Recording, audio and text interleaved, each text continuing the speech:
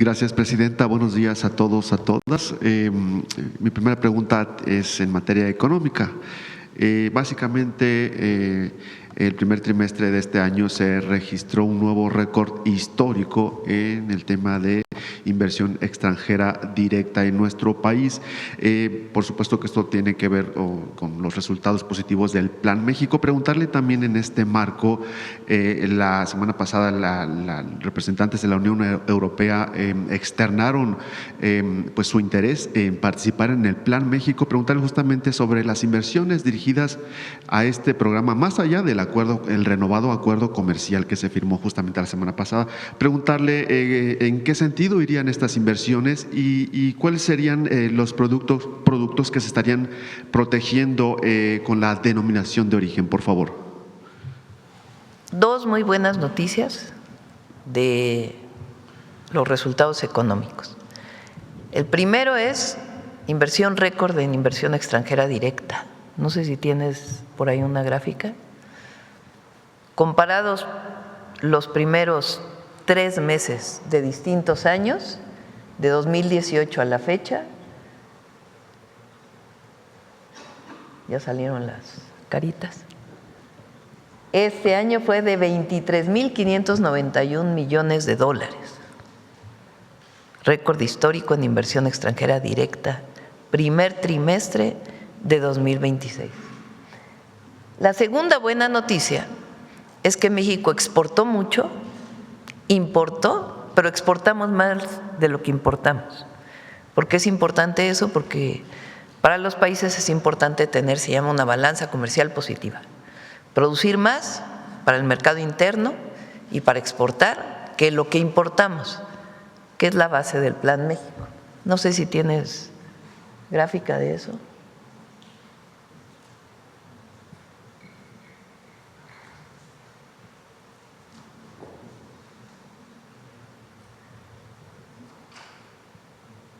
¿No sale?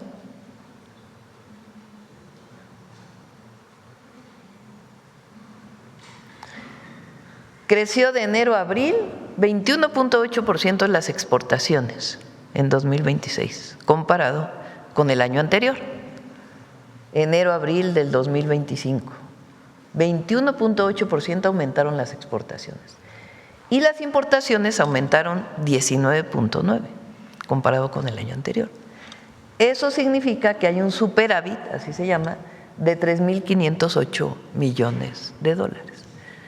Entonces, mayor exportación, más exportación que importación y récord de inversión extranjera directa. Dos muy buenas noticias. Ahora, sobre la inversión o el fondo que pone disponible la Unión Europea para invertir en México. No es que nos den un crédito, no tiene que ver con eso.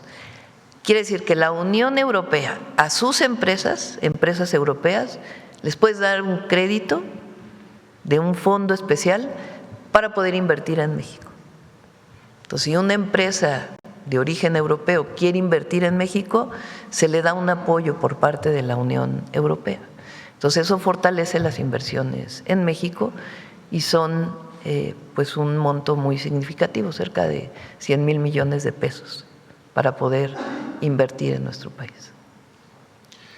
Gracias, presidenta. En un segundo tema, preguntarle justamente su opinión respecto a esta petición que ha hecho el Papa León XIV para regular la inteligencia artificial. Esto lo dijo al publicar su primera encíclica. Justamente el Papa, considera que la IA pues es la revolución más importante y peligrosa a la que se enfrenta la humanidad y pide justamente regularla. ¿Cuál es su opinión al respecto?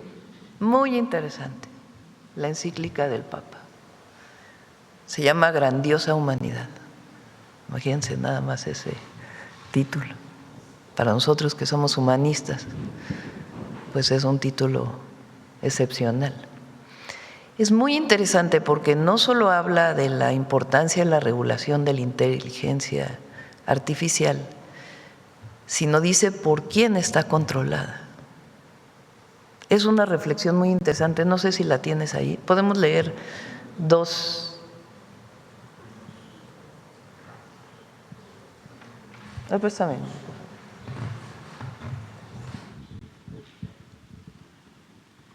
Vale mucho la pena, sea uno católico o no, la reflexión que hace el Papa León XIV. Vamos hacia abajo.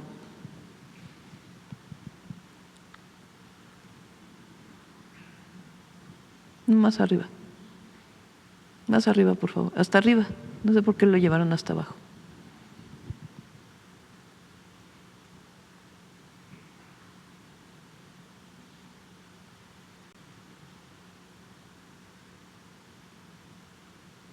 Vale mucho la pena leerlo, adelante. Más abajo.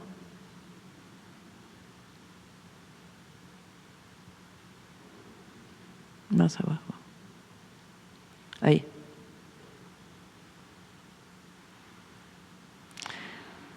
Ahora nos corresponde asumir con lucidez y responsabilidad los retos de nuestro tiempo.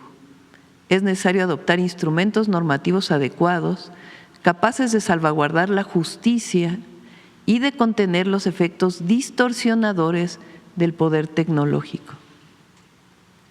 Pero la cuestión no se limita a la regulación. Como advertía el Papa Francisco, debemos preguntarnos con realismo quién detenta hoy ese poder y hacia qué fines lo orienta. No podemos ignorar que la energía nuclear, la biotecnología, la informática, el conocimiento del propio ADN y otras capacidades que hemos adquirido dan a quienes tienen el conocimiento y sobre todo el poder económico para explotarlo, un dominio impresionante sobre el conjunto de la humanidad y del mundo entero. En el pasado eran principalmente los estados los que impulsaban y orientaban la innovación. Hoy, en cambio, los principales motores del desarrollo son actores privados, a menudo transnacionales, dotados de recursos y capacidad de acción superiores a los de muchos gobiernos. El poder tecnológico adquiere así un rostro inédito, predominantemente privado y por ello aún más difícil de discernir, gobernar y orientar hacia el bien común. Vamos hacia abajo.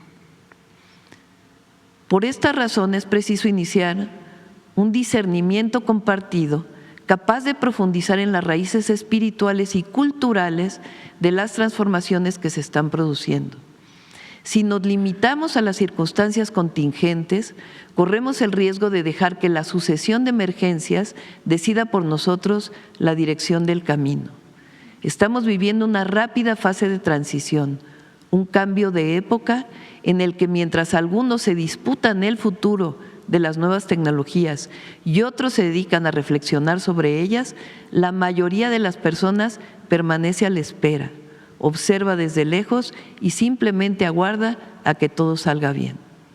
Precisamente por eso se imponen en nuestra conciencia preguntas decisivas que ya no pueden eludirse. ¿Hacia dónde vamos? ¿Hacia qué meta deseamos orientarnos? ¿Qué dirección elegir como comunidad humana y como pueblos? Muy interesante. ¿Quién detenta la inteligencia artificial? ¿Quién detenta las redes sociales? ¿Quién genera los algoritmos? Todo esto lo presenta el Papa. Muy interesante y además su reflexión humanista al final, de que no nos dejemos llevar solamente por el uso de la tecnología, sino nos cuestionemos, regulemos y pensemos en el futuro de la humanidad, pensando además con su visión, que es una visión de cercanía con los más pobres. Entonces vale mucho la pena la encíclica, la reflexión, y en otras ocasiones podemos seguir hablando de esto y de qué tenemos que hacer desde México. Gracias, presidenta. Perdón, no me presenté. Armando Gama, de Canal 11. Mi última pregunta es justamente preguntarle si ya definió el día de ayer con su equipo la sede y la hora del informe que ofrecerá el próximo domingo. Sí, mañana lo informo. Hay que ponerle un poco de… ¿Será aquí en Palacio Nacional? ¿Perdón? ¿Será aquí en Palacio? No. Ok.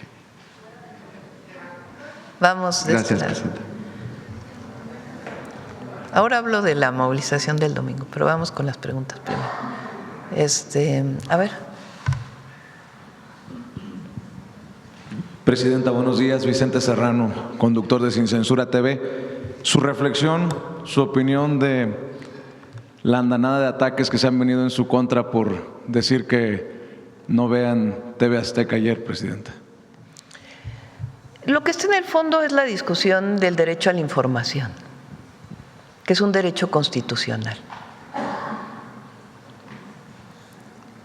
Por un lado.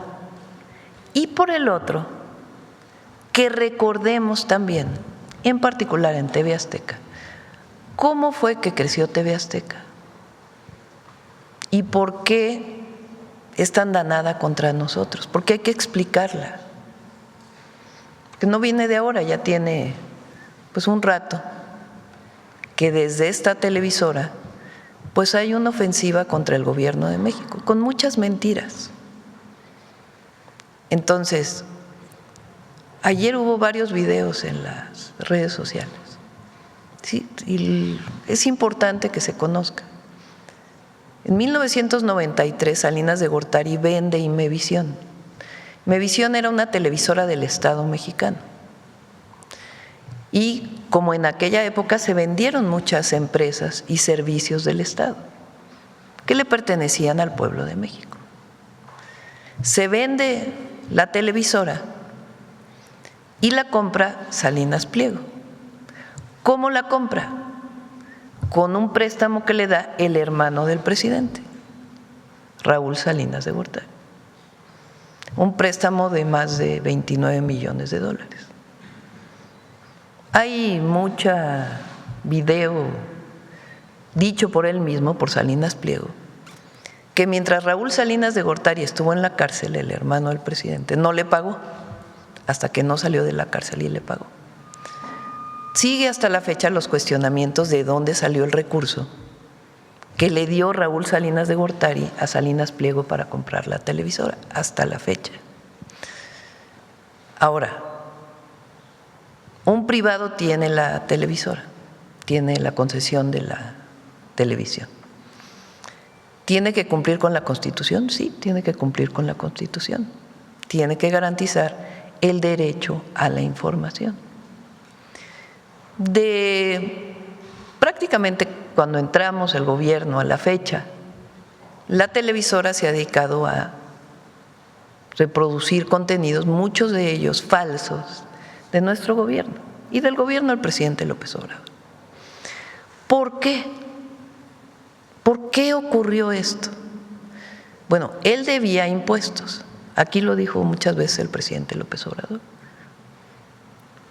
¿Por qué no los pagaba? Pues porque había amparos, por muchos años, impuestos que vienen desde 2008 y 2009, 2013 después, o sea, ni siquiera impuestos que había generado el SAT durante el periodo del presidente López Obrador, sino en el periodo uno de Calderón y otro de Peña Nieto. Ellos se ampararon, tienen derecho a ampararse, pero llevó muchos años, hasta que finalmente la Corte dice, tiene razón un tribunal y deben pagar los impuestos. Tienen una reunión con el SAT y deciden pagar los impuestos en 18 mensualidades, un primer pago y después mensualidades. Eso pues no le gustó a quien tiene la televisora. Y entonces se decidió desde la televisora a atacar al gobierno. Fíjense, dicen, no hay libertad de expresión. Hay tanta libertad de expresión que desde una televisora se ataca permanentemente al gobierno, incluso con mentiras. Y cada vez son más mentiras. ¿Qué tenemos nosotros? El derecho de réplica. Porque nosotros no vamos a entrar a un tema de quitar concesiones, porque eso es lo que ellos quieren. En todo caso, que sí abran más concesiones en la televisión, que haya más competencia.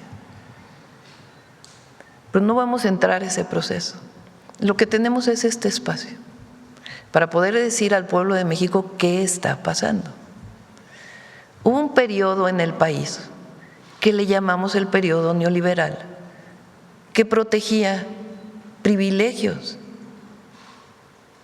corrupción y privilegios, que se dieron durante todo ese periodo, en donde no había división entre el poder económico y el poder político. Fueron 36 años de gobiernos que servían a unos cuantos.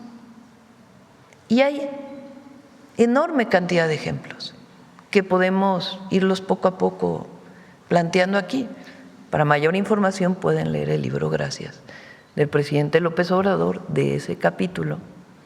Pero podemos decir aquí la venta de las empresas del pueblo de México, el FOBAPROA, 6 años de salinismo, nos prometieron que estábamos entrando al México moderno, termina ese sexenio y viene una crisis económica tremenda. La gente vio sus deudas pasar de algo que podían pagar a una elevación de las tasas de interés tremendas y ya no podían pagar esa deuda. Pero Zedillo, el siguiente presidente, decidió rescatar a los banqueros con recurso público, pero a los de abajo no rescató a nadie. O sea, gobiernos que le sirvieron a unos cuantos.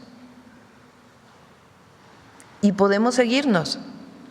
Fox, Calderón, Peña Nieto, porque es en realidad el periodo del PRIAN. Gobiernos que le servían a unos cuantos. En el 2018 el pueblo de México decidió cambiar el régimen de corrupción y privilegios y entrar a una nueva era en el país. Una era en donde el recurso público se destine a la gente. Una era de gobiernos honestos que dan resultados. Pero lo que tenemos para difundir todo eso, que es el territorio y este espacio y las redes sociales. Porque en general los medios pues no reconocen esto. ¿Por qué? Porque muchos de ellos vieron afectados sus intereses.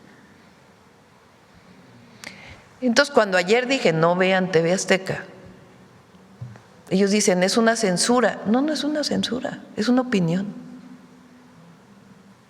Una opinión. ¿Por qué? Porque no los estamos censurando.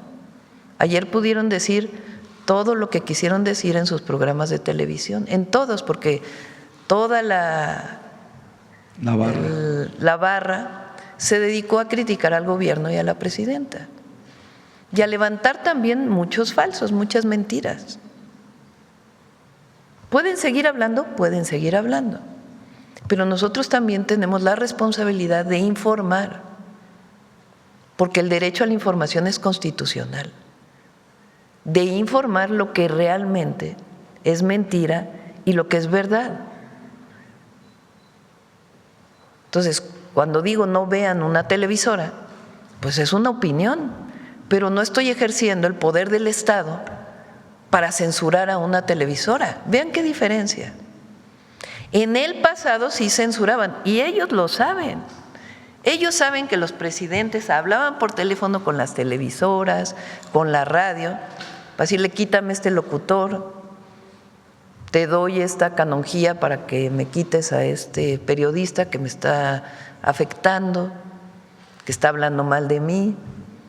Te hablo por teléfono, por favor cambia esta nota porque me está haciendo mucho daño. Toda la red que se estableció durante el periodo de Calderón para evitar hablar de lo que estaba ocurriendo realmente en el país. ¿A cambio de qué? De dinero a los medios y de dinero directo a muchos reporteros. O cercanía. Ven, te voy a apapachar aquí, vente para acá, te voy a platicar, te doy esta nota, te doy esta filtración, sácala por acá. Te invito a comer al mejor restaurante, vino de alta calidad, estos que cuestan 20,000 pesos la botella. Vamos a platicar. Eso era el pasado, y usted lo sabe todo México. 10,000 millones de pesos destinados a los medios durante el periodo de Peña Nieto. Por año. Por año. Nosotros destinamos menos de la tercera parte. Entonces, cuando lo digo es una opinión, pero no estoy censurando como presidenta de la República a nadie. No ejerzo a través de la Secretaría de Gobernación el poder de decir te bajo la señal, no. O te hablo por teléfono para decirte. ¿Por qué? Porque ellos estaban acostumbrados a hablar con la presidenta, a hablar con el presidente y ponerse de acuerdo en lo oscurito sobre qué canonjías vamos a tener a cambio de que hable bien de ti.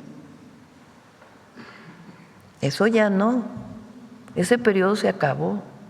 Se acabó el periodo en donde a partir de amistades se daban concesiones. Se es abierto, se es transparente. Pero tenemos derecho de réplica. Esa es la diferencia.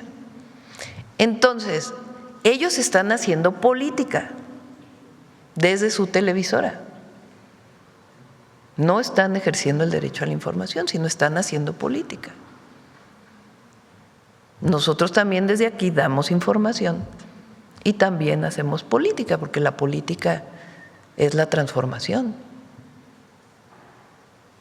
Entonces, es muy importante que el pueblo de México lo sepa, que lo recuerde. ¿Cómo fue que se dio esa concesión? ¿Por qué están molestos? ¿Por qué están enojados? Pues porque tuvieron que pagar los impuestos que debían.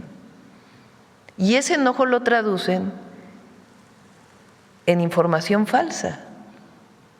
¿Lo censuramos? Fíjense que no.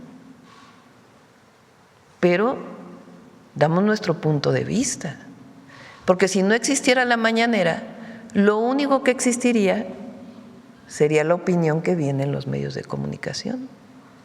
Y ustedes, que muchos de ustedes dan una información muy distinta, con una responsabilidad con el contenido y con una ética profesional que no está marcada por la mentira.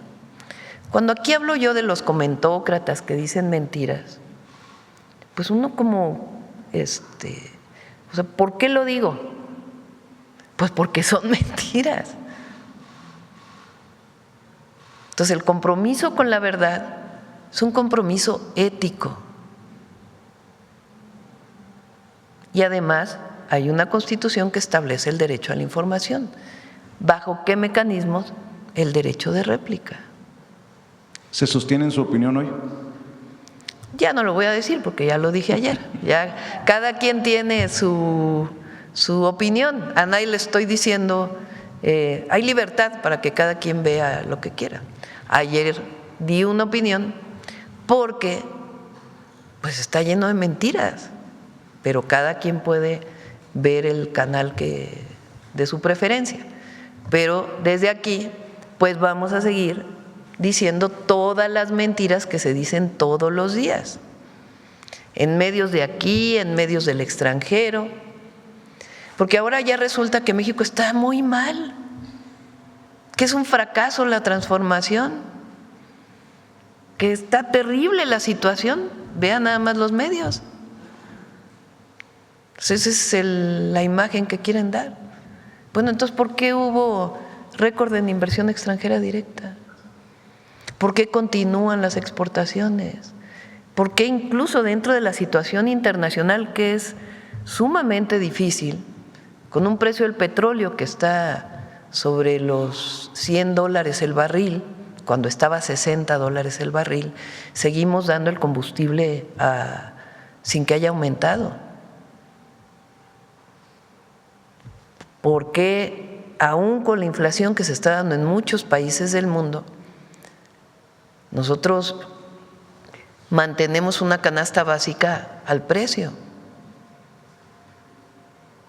Entonces, trabajamos todos los días por el pueblo de México y tenemos obras y resultados. Ayer un paso a desnivel, hoy un puente, el domingo voy a informar 27 hospitales. Vean nada más la modernidad, la tecnología de los nuevos hospitales del IMSS Bienestar, porque no es nada más un hospital con lo básico, no. Si tú eres una persona, no importa tu nivel económico, te puedes ir a atender al IMSS Bienestar sin pagar y tener la mejor tecnología del mundo para un quirófano.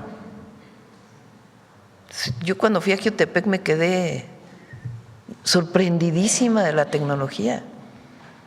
Hay en el Orán un quirófano con un robot para poder operar a distancia por un médico.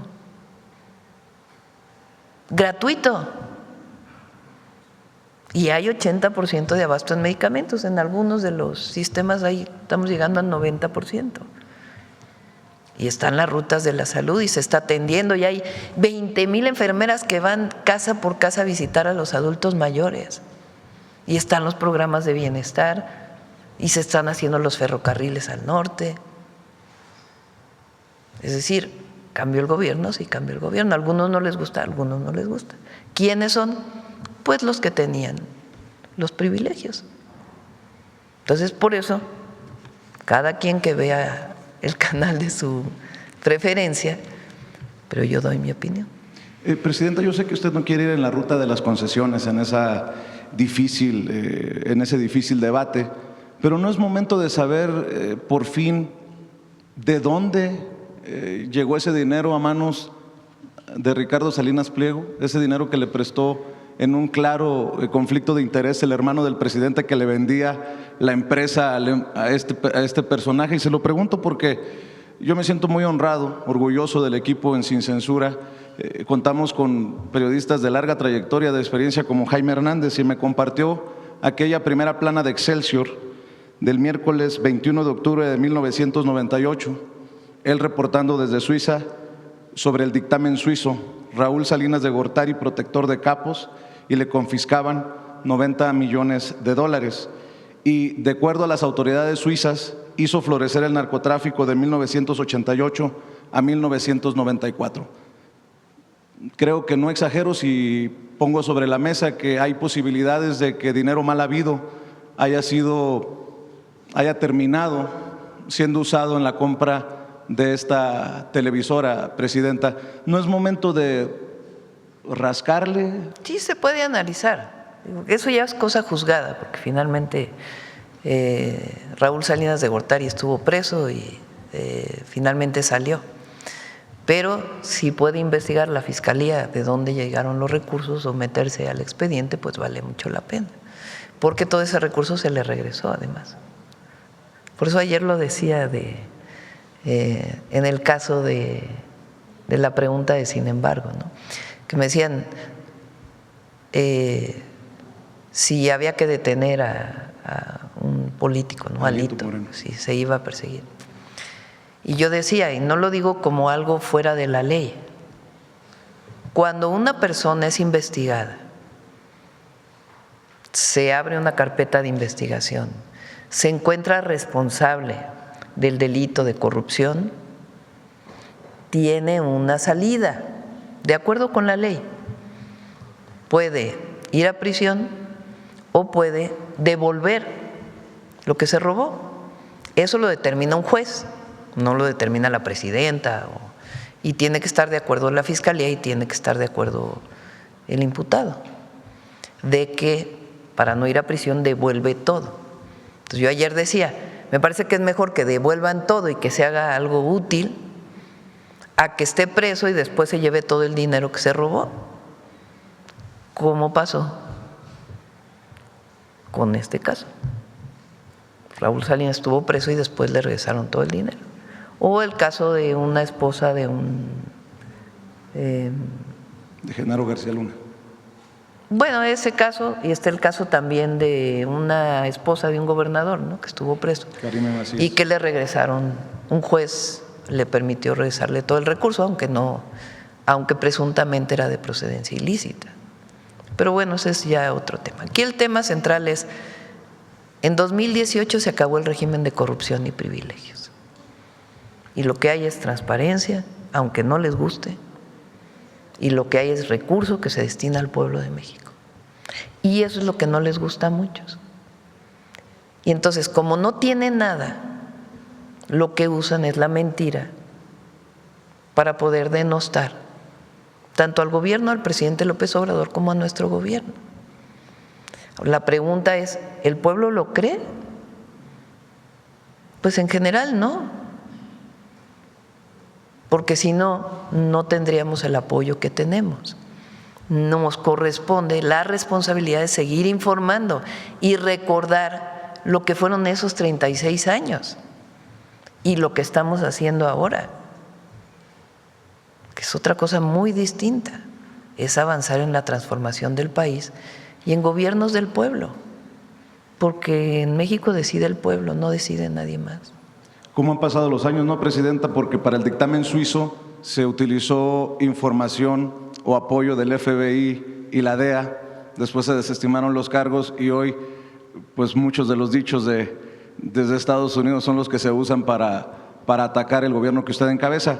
Presidenta, aprovechando el tema, ¿podría confirmar que la deuda de Ricardo Salinas Pliego en cuestión fiscal solamente se ha pagado hasta la mitad, bueno, de sus empresas, debí de haber dicho, Presidenta, que se la dejamos a pagos chiquitos como en Electra, Presidenta, hasta el 2027? Hubo un acuerdo con el SAT que está dentro de la ley, no fue algo particular. Un deudor que quiere llegar a un acuerdo con el SAT puede abrirle la posibilidad, de acuerdo con la ley, con el Código Financiero, de pagar todo o pagar en mensualidades hasta cierto punto. Son 32 mil millones de pesos que se pagó un primer pago y después se está pagando en mensualidades. Pero hasta el momento va más o menos la mitad. Todos los meses ha pagado. Pero ¿podría confirmarnos si va a la mitad la deuda? Pregúntale a Hacienda, como no sé si emitió un comunicado antier, a ver, el SAT.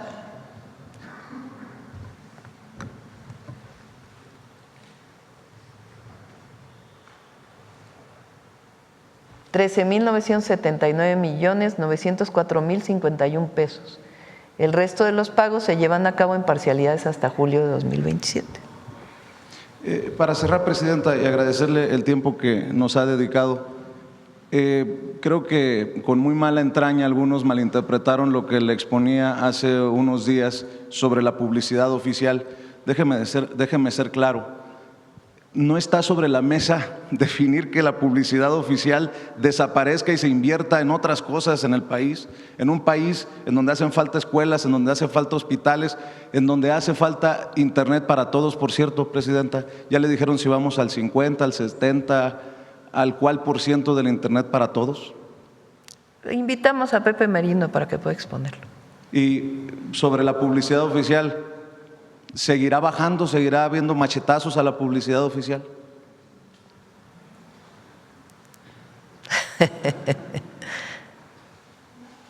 Vamos a pensarlo. Gracias, Presidente. Gracias. Buen día. Vamos de este lado, a ver acá, la compañera. Gracias, Presidenta. Buenos días. Karina Vargas, de Reporte Índigo. Primero, algunas precisiones sobre la contención del virus del ébola. Saber si existe a través de la Secretaría de Relaciones Exteriores un padrón actualizado de ciudadanos mexicanos que estén en estos países, en la región donde están el brote del virus. Sí están en contacto con mexicanos que están en estos países, a través de la Secretaría de Relaciones Exteriores y en contacto con Secretaría de Salud, por si hay alguna necesidad. ¿Han solicitado algún tipo de apoyo para regresar al país? No, que hasta ahora no que tengamos la información. Sobre este exhorto de reprogramar los viajes hasta que concluya la emergencia, ¿esto implica que los connacionales deberán permanecer allá por tiempo indefinido? Para las personas que tengan pasaporte mexicano, van a poder venir libremente al país.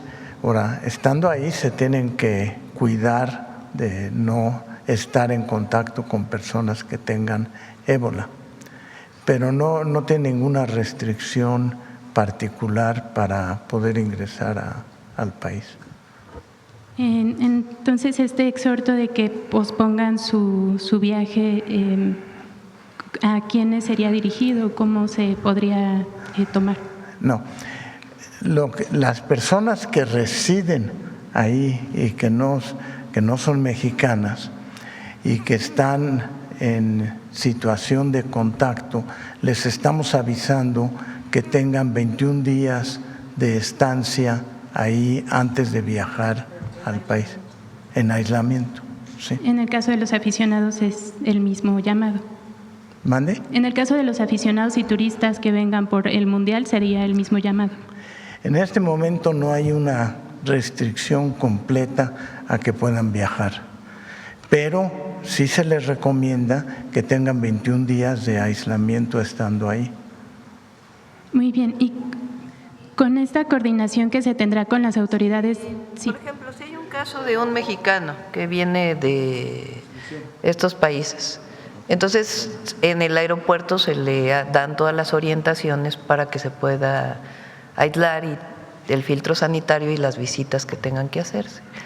En caso de visitantes, se les orienta a que estén 21 días aislados previamente a través de las propias agencias de viajes. En caso de detectar algún tipo de alerta en los aeropuertos, ¿cuál será el protocolo a seguir? En caso de que alguna persona exista la sospecha, vamos a tener una vigilancia epidemiológica activa. Es decir, se registra a esa persona, llega al país, tomamos todos sus datos, como mencioné, del itinerario, documentales, su lugar de estancia, etcétera, y los vamos a estar contactando cada 24 horas para saber que no presenten ninguna sintomatología sugestiva de poder tener el ébola. O sea, la vigilancia epidemiológica va a ser activa, de contacto diario con esas personas. ¿Será igual para los jugadores de la selección del Congo? Ellos ya están aislados. ¿Están Sí, aislados? no, el Muy bien. equipo está aislado, en Bélgica están aislados. Gracias. Y ya para finalizar sobre este tema, en la coordinación que se tendrá con las autoridades de Estados Unidos y Canadá, ¿se considera en algún momento asumir algunas de las medidas que ellos estén tomando? Por ejemplo, Estados Unidos ya impidió el acceso de personas que provengan del Congo, de estos países, a su país. ¿México asumiría esta medida también? Estamos en contacto tanto con Estados Unidos como Canadá para tener los protocolos de vigilancia de todas esas personas que van a estar viajando. Es muy importante que puede haber personas de esos países que están fuera del área en donde está el brote de ébola. Por ejemplo, en Canadá hay una gran comunidad de pacientes del Congo. Esas personas pueden viajar sin ningún problema para llegar al país, no representan ningún riesgo. El riesgo es nada más para las personas que están en ese sitio y están en contacto. Por eso nuestra recomendación es que se aíslen por 21 días antes de venir al país. Eso tiene que ver, muy importante, en que no es una restricción universal por su pasaporte. O sea, yo puedo tener el pasaporte de ese país, pero residir o estar de vacaciones en Holanda o estar en Canadá, etcétera. No estamos limitando el pasaporte, estamos aconsejando las medidas de seguridad para las personas que están en exposición. Y como bien señalaba la presidenta hace un momento, estamos instalando filtros sanitarios en los aeropuertos para tratar de detectar los casos y tener una vigilancia epidemiológica de 21 días en caso de que exista algún factor de riesgo. Gracias, secretario. Presidenta. Es importante que sepan que la Organización Mundial de la Salud no recomienda cerrar el paso, o sea, prohibir, sino más bien lo que está mencionando el doctor Kersenovich. Entonces nosotros estamos siguiendo las recomendaciones de la Organización Mundial de la Salud y avisando a las líneas aéreas de esta orientación. Gracias, presidenta. En otro tema, ayer se formalizó la salida de Andrés López Beltrán de la Secretaría de Organización de Morena para buscar una diputación federal en Tabasco. Bueno, aunque usted ya ha mencionado y es conocido que mantiene licencia de su militancia partidista y más allá de su rol como jefa del Ejecutivo, como un referente del Movimiento de la Transformación, ¿cuál es su opinión sobre el trabajo organizativo y la gestión? Muy buen trabajo hizo Andrés. Muy bueno. Afilió a, ¿qué? No sé cuántos, 12 millones creo.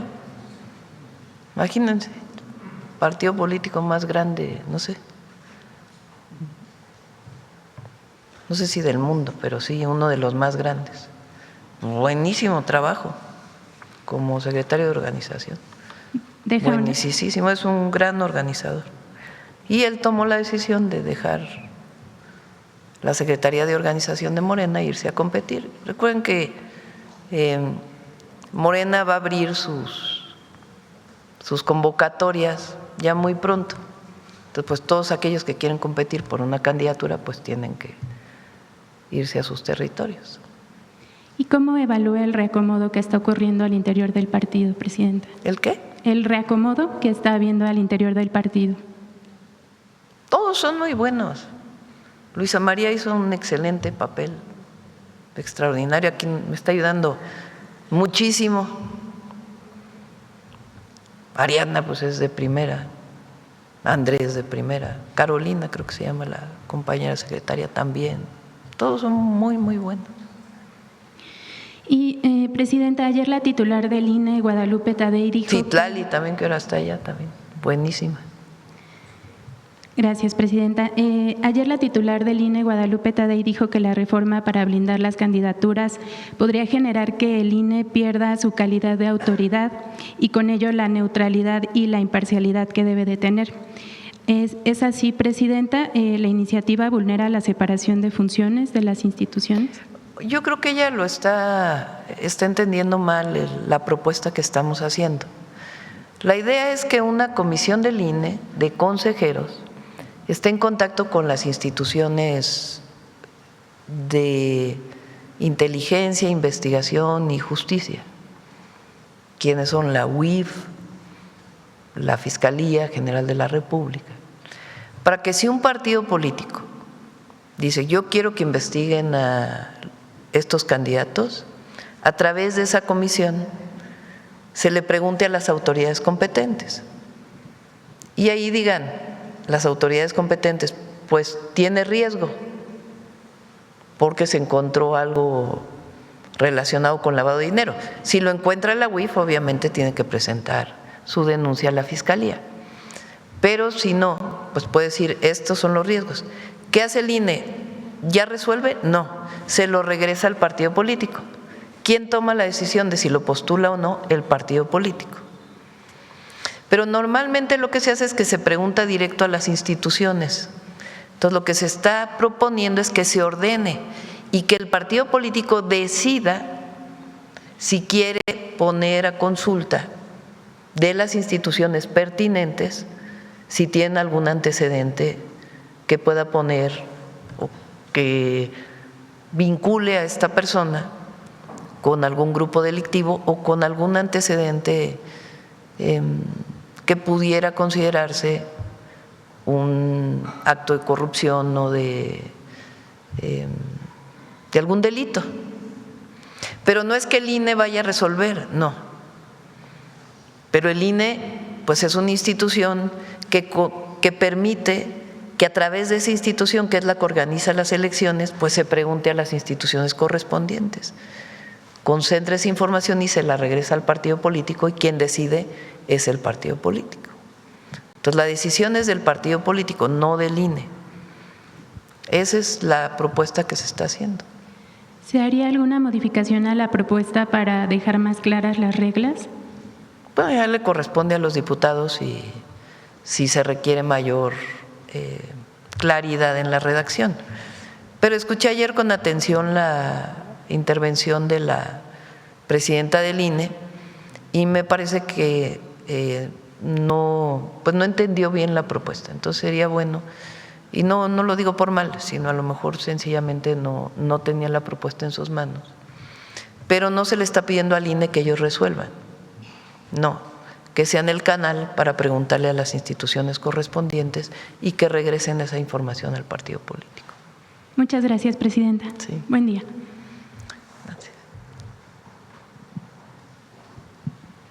Gracias, presidenta. Buenos días a todas y a todos. Nancy Flores, de la revista Contralínea. Presidenta, en la revista Contralínea estamos en una investigación en activo justo sobre este reagrupamiento de la oposición al gobierno de la Cuarta Transformación, una alianza opositora y golpista que está en marcha. Este reagrupamiento pues se da justo después del fracaso que tuvieron en el contexto de la elección presidencial de 2024, cuando sufrieron un golpe de realidad con estos 36 millones de votos que usted obtuvo. Es la mayor votación en la historia de México para la primer presidenta de nuestro país, para cualquier otro presidente que le antecedió. Y en esta investigación lo que hemos encontrado es que se están aliando pues no solo los grupos de derecha, sino también partidos políticos, el PRI, el PAN, el Movimiento Ciudadano, están en esta alianza o en esta pues inicio o intento de conspiración. También participan pues empresarios que en el pasado han pues hecho lo mismo con campañas como lo del peligro para México o lo de narcopresidente en 2023-2024. Además de estos empresarios hay banqueros, estamos encontrando indicios de que banqueros participan, también asociaciones civiles, medios de comunicación, dueños de medios de comunicación, opinadores, analistas, incluso intelectuales aliados a la derecha empresarial y también despachos de abogados. Algunos de los hallazgos que ya tenemos plenamente documentados, pues está el hecho de que varios de estos políticos que han ido a Estados Unidos y al extranjero en general a denunciar supuestamente a su gobierno o a la Cuarta Transformación, también han ido o en realidad han ido a recibir asesorías allá en el extranjero para este intento de intervención extranjera en nuestro país. Otro de los hallazgos es que asociaciones civiles también están recibiendo financiamiento de agencias extranjeras, como en su momento ocurrió con esta de Mexicanos contra la Corrupción y la Impunidad de Claudio X González Guajardo, que recibía dinero de la Embajada de Estados Unidos en México y que lo hacía pues justamente para golpear, ¿no?, sistemáticamente bajo el supuesto de que hacían periodismo. Pero como usted lo recordaba hace un momento, el periodismo se hace con ética y los principios periodísticos son buscar la verdad, trabajar con honestidad, con independencia, con libertad. Y obviamente en este caso pues no tenían ni siquiera este principio de búsqueda de la verdad. Entre estos hallazgos también está el hecho de que en su ecuación esta alianza opositora pues no toma en cuenta otra vez y como siempre al pueblo de México. En su ecuación no existe el pueblo de México, que sin embargo está unido para la defensa de su patria, para la defensa de nuestra soberanía del territorio y de nuestros recursos. Preguntarle, Presidenta, pues justamente cómo observa la fortaleza del pueblo de México en ese sentido, frente a estos intentos que ya tuvieron su antecedente y que siempre se han topado precisamente con el pueblo, que es mucha pieza.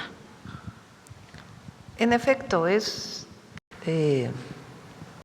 hay un vínculo entre organizaciones internacionales o organizaciones de otros países y la derecha mexicana.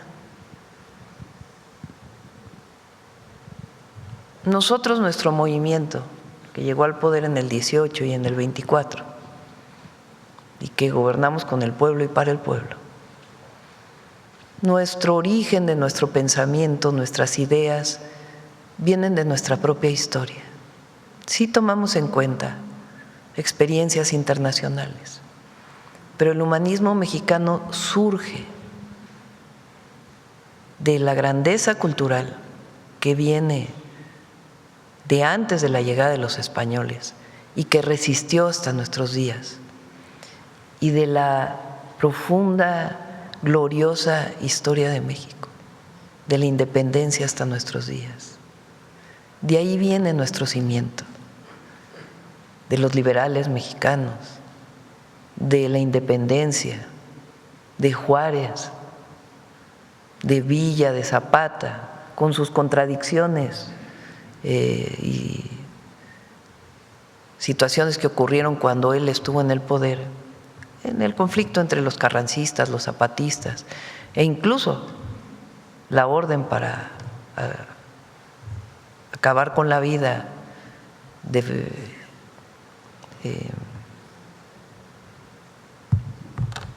Felipe Ángeles de Carranza, pero hay ideas carrancistas y un periodo de Carranza muy reivindicable, y de Lázaro Cárdenas y de Madero, de lo mejor, de héroes y heroínas extraordinarios. De ahí viene nuestra visión, nuestro pensamiento, nuestra visión de gobierno, de gobiernos que le sirvan al pueblo, que estén al servicio del pueblo y de la nación, no de un grupo, de la nación, del pueblo de México, de su bienestar. De ahí viene. Durante mucho tiempo se acusaba a los gobiernos progresistas que sacaban ideas de otros lados. En nuestro caso reivindicamos el humanismo mexicano, nuestra historia. Y sí, grandes pensadores humanistas del mundo, pero nos basamos en la riqueza cultural de México y de su historia. La derecha mexicana tiene hoy como visión lo que establece la derecha internacional. Imagínense ustedes que hablan de patria, la derecha, cuando nunca han defendido la patria en México. Son los que han vendido los recursos naturales cuando han gobernado.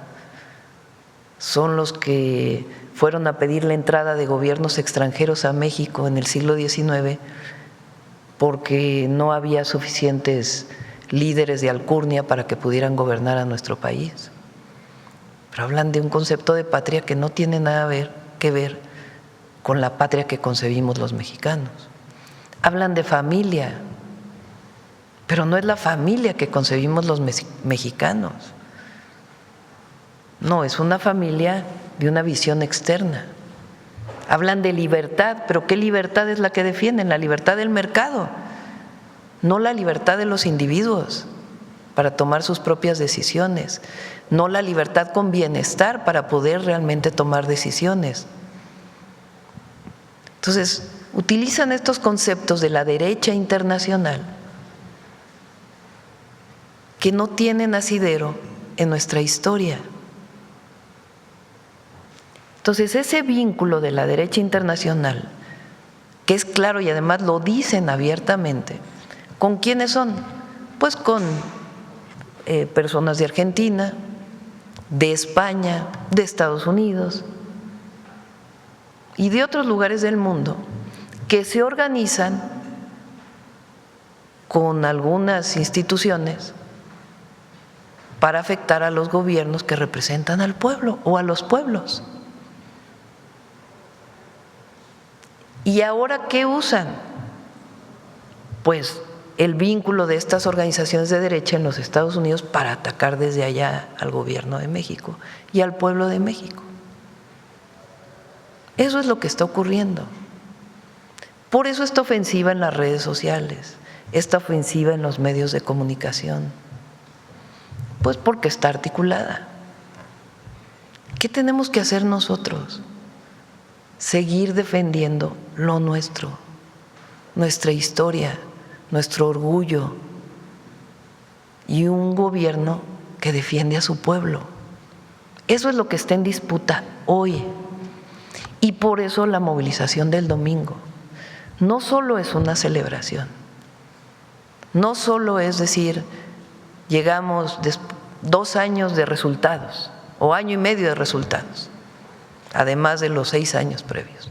No solo es eso, es decir, hoy que los gobiernos de la transformación están siendo atacados, tenemos que estar cerca del pueblo, movilizados, defendiendo la soberanía, la independencia, la libertad, la democracia, pero la democracia entendida como la representación del pueblo, no la democracia de las élites. Esto que hemos defendido históricamente y que hoy se hace realidad con los gobiernos de la transformación, eso es lo que ellos nos quieren quitar. ¿Por qué? Porque quieren de nuevo, en algunos sectores de Estados Unidos, un gobierno a modo, un Porfirio Díaz, un gobierno que entregue los recursos naturales, un gobierno que le digan haz esto y hace eso, bajando la cabeza. No, nosotros ¿qué decimos?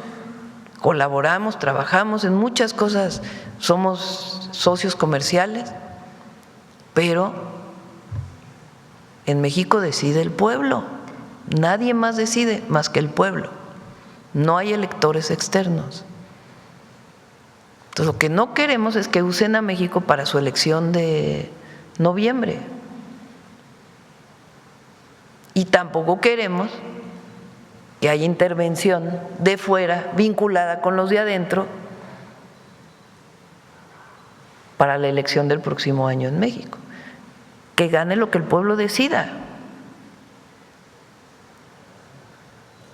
Pero lo que hay, pues es este vínculo en contra de nuestro gobierno. ¿Qué problema tiene? Bueno, pues que somos gobiernos que estamos cerca del pueblo, no cerca de las élites. Entonces han generado esta idea de que hay, ¿cómo dicen ahora? No hay certidumbre en México. ¿Qué problema de incertidumbre hay en México? Ninguno. La Corte ha resuelto libremente, muchas veces a favor de empresas. No es cierto que la Corte ahora esté contra las empresas, no es cierto, es falso. Están para hacer justicia en el marco de la Constitución y las leyes, se llama Estado de Derecho. Pero no se va a regresar al estado de chueco, como decía el presidente López Obrador, de antes, que es lo que eso quieren que regrese. Pues no. Entonces tenemos que defender las conquistas del pueblo. Y por eso hay que hablar de esto. Porque si no hablamos de esto, pues nos vamos con la finta de las mentiras que se dicen todos los días. Entonces el llamado a la movilización sí es para celebrar 2 años del triunfo, pero también es para decir, tenemos que estar cerca y activos, informando de esta ofensiva que está contra nosotros. Y en la medida que estemos así cerca, abajo y dando resultados, no hay poder que nos… Cuando un pueblo se empodera, no hay manera de ganarle al pueblo. No hay manera. El pueblo resiste. ¿Qué tenemos que hacer nosotros? Estar cerca del pueblo. Y también porque en esta alianza que están reagrupando, pues se dio justo esto del vínculo entre el gobierno de Chihuahua y la CIA y otros gobiernos de oposición, que también la propia gobernadora Maru Campos lo confesó en una de sus entrevistas cuando dijo: nos ponemos de acuerdo con otros gobiernos mexicanos, o sea, gobiernos estatales, y con las agencias estadounidenses. Entonces también estar alerta el pueblo a esta circunstancia pues que está aconteciendo y que no es nueva, porque el pueblo también ya tiene sus experiencias, ¿no? En 2006, luego en 2012, en 2018 lo intentaron, no pudieron, y siempre el pueblo ha estado a la altura. Presidenta, en otro tema, preguntarle sobre el Tribunal Federal de Justicia Administrativa. En Contralínea también documentamos un caso de una violación sexual a una joven. Esta víctima no ha tenido justicia. Este caso pues está acusado el magistrado Pedro Rodríguez Chandoqui por esta violación sexual. Desde 2022 se abrió la carpeta de investigación. Apenas hasta hace 2 semanas fue separado del cargo por el propio tribunal.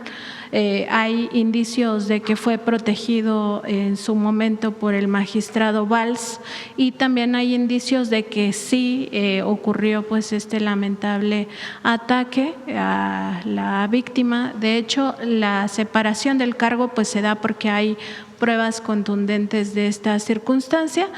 Preguntarle qué va a pasar con el Tribunal Federal de Justicia Administrativa, porque al ser un órgano autónomo del Poder Judicial de la Federación, pues opera en total discrecionalidad, y se dan estos casos y otros pues también contra el Estado mexicano, que tienen que ver justo con el pago de impuestos, cosas que se deciden muy en lo oscurito.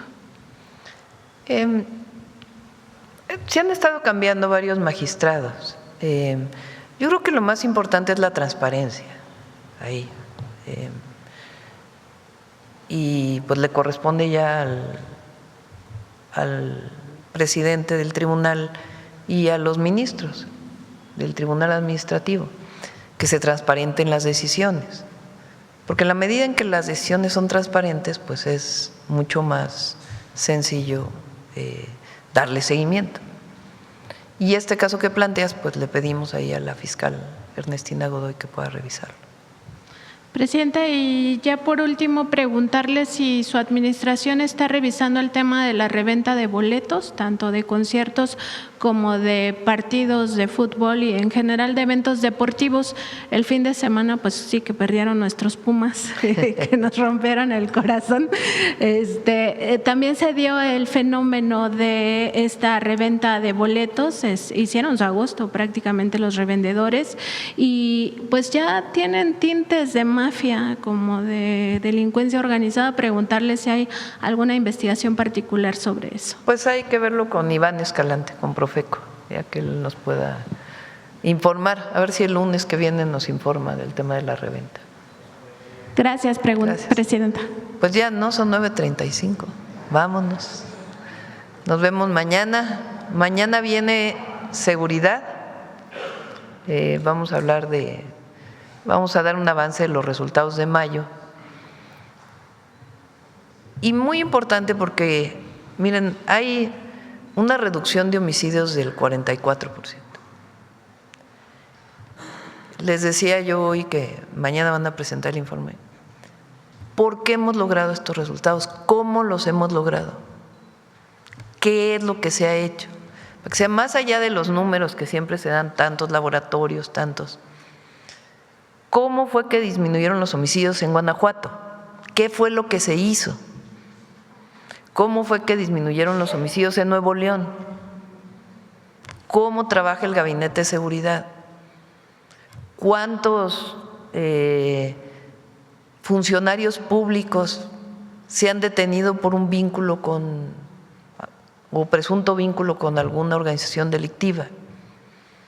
Que lo puedan presentar de esa manera. Entonces viene mañana el Gabinete de Seguridad para dar esta información mucho más detallada de los cómo y qué se ha logrado en muchos territorios del país, porque es un trabajo muy intenso el que ha hecho el gabinete, de mucha coordinación, con personas muy valientes que enfrentan todos los días a pues mafias de delincuencia y que han ido dando resultados, que todavía falta. Pero ¿cómo es que se logró pasar de 12 homicidios diarios a 4 homicidios diarios en Guanajuato? ¿A quién se detuvo? ¿Cómo se hizo esa investigación? Entonces, ese es mañana para que estén atentos al informe de seguridad. Bueno, buenos días a todas y a todos.